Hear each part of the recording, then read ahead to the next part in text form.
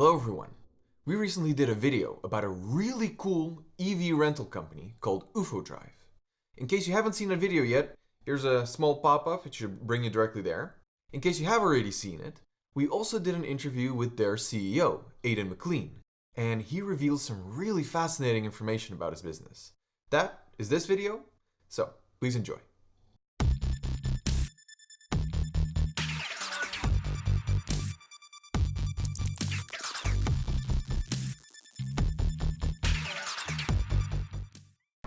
So at UFODRIVE, everything is different to the normal car rental experience.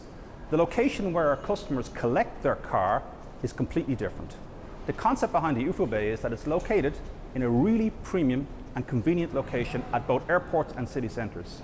When you arrive at the UFO Bay, you experience showroom type experience with high intensity LED lighting, brightly painted walls, on-site chargers, and of course, amazing electric cars. So from every aspect of the UFODRIVE experience, it's not just about an app making your seamless rental process, it's also about enjoying a premium experience.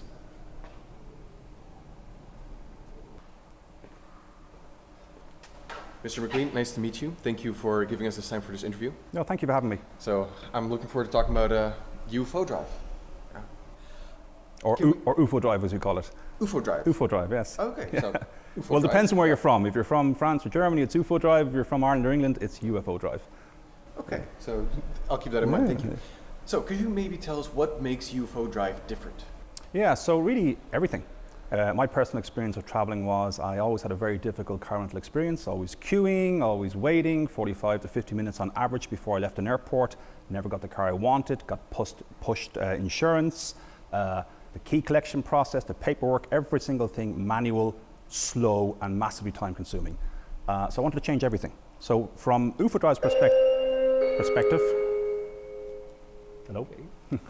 Yeah, we are currently in an airport, so if you hear any background noises, we were expecting it. So. Yeah. So from an UFODRIVE perspective, every single stage of the customer experience has been retaught from purely the customer experience perspective. So with UFODRIVE, it takes 2 minutes to rent a car and to drive away. So we call it arrive and drive. Every stage of the process is automated on the app, from car inspection to car opening to insurance to everything. So you use your phone, 2 minutes, three taps and you drive away. We wanted to try and encourage people to transition to electric vehicles because I believe that's going far too slowly.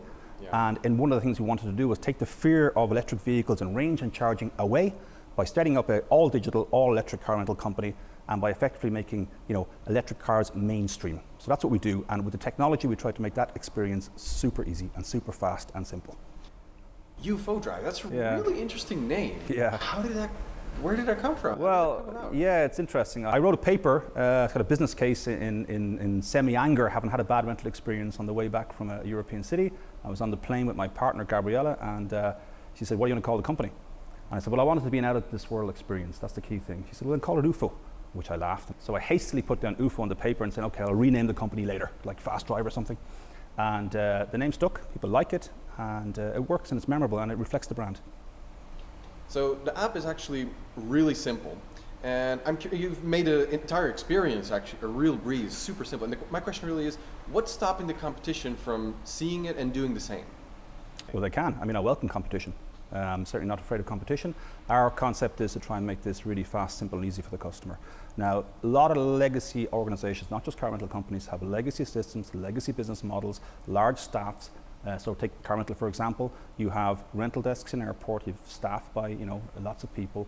That takes time to change. You don't just flip a company that's been around for 50 or 60 years to be a fully digital automated company overnight. From my experience working in financial services, that takes a long time. And our view is that we will help to make that happen faster. So I'm pretty happy if all the companies go to app-based and electric cars. We think we will be better because we're constantly innovating. And I encourage competition. That's very interesting. Yeah, they're just big, inflexible companies. No, most big organizations have been around for 100 years are. Yeah, that's actually a very good point. We've seen that in the automotive industry over and over. When people are trying to adapt to EVs, they just can't. Well, it's an enormous industry. There are millions of rental cars, and particularly in Europe, where most rental cars are diesel cars. Now we have to get away from diesel at a first step, never mind petrol. So I think that trying to encourage that transition, making the process simple for customers, taking the fear of range, anxiety and charging away 100% via technology with the electric cars, yeah, slowly but surely we'll make that change. Basically, on that same topic, like from all of CleanTechnica, we wanted to just congratulate, saying how amazing that actually is, and we're all for that mission. And we were actually curious, do you track how many CO2 you guys have saved in total? Not just by the cars, but also from all the paperwork that you don't have to do. That's a good point. For the paperwork, no, I haven't thought of that. we do count exactly what we saved in terms of customer footprint for CO2. We do several different things. Well, I don't count the paper. We're digital anyway, so we've no paper whatsoever. So and our office is quite lean. But I think what we do is, with every aspect of the company, the vision is not just to create a great experience, to create a green experience. So, for example, our cars are not cleaned with water. So we try to be green on the cleaning of the cars as well. So all the cars are cleaned on location while they're charging by our outsourced provider in every location we have in the 10 cities we operate in. Without water? Without water, yes, no H2O product. How does that work? It's a chemical process that breaks down the dirt, the green process, and we use paper towels to clean away the dirt, and there's no residual on the ground, there's no water being used in the process, so that's how it works. That is just amazing. We're going to have to look into that. That sounds astonishing. I did not see that coming at all. I mean, the car, I heard that you guys clean them in the bay, but... Well, that's fundamental for our business model, because we don't like waste of motion. So the only person that moves our cars are our customers. And that's the purpose of the model. I mean, I knew obviously that, you guys, UFODRIVE, you do mostly EVs. You guys are, only EVs. Only EVs, exactly. The cleaner version of things. But I didn't expect you guys to be this clean in every single aspect. That is... Really, it's a very similar mentality to what Tesla is aiming to do, and I just was not expecting that. What we now do, additional feature we added a number of months ago, is that we actually give a €1 credit for every 100 kilograms of carbon saved by our customer to a green energy fund. It's a sustainable energy product developments around the world. So the idea is that we're trying to help encourage, as part of a charitable type donation, sustainable energy production, not just sustainable energy use. In addition to that, when you drive an UFODRIVE car, we try to reward the customer for saving carbon. So not only have they saved carbon by driving an emissions-free car, we give them a cash credit for future rentals. So it's like a double carbon saving. It's really impressive, actually. And I'm actually curious about one particular detail. The terms and conditions. I mean, I looked it up on the website. I mean, who actually does that, right? I mean, most people, they just like terms and conditions. Yeah, me too. Yeah. But when I looked through, they were actually pretty short. It was concrete, and it wasn't encoded in corporate lingo. And I was really surprised at that. Was that one of your goals? Absolutely. So every step of the process is taken from a customer experience, even the terms and conditions.